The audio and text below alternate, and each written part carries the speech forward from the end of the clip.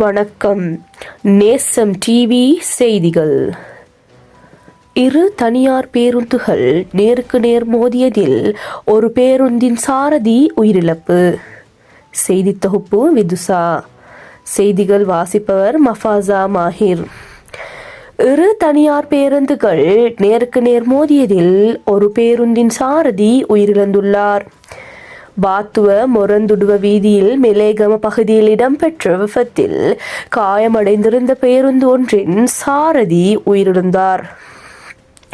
இரண்டு பேருந்துகள் நேருக்கு நேர் மோதியதில் நேற்று 24 காலை இந்த விபத்து இடம்பெற்றதுடன் இதில் 2 பேருந்து சாரதிகளும் படுகாயமடைந்து பாணந்துறை ஆதார வைத்தியசாலையில் அனுமதிக்கப்பட்டனர்.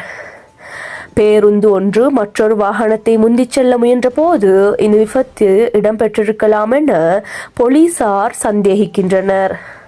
விபத்து தொடர்பான மேலதிக விசாரணைகளை வாத்துவ போலீசார் முன்னெடுத்து வருகின்றனர்.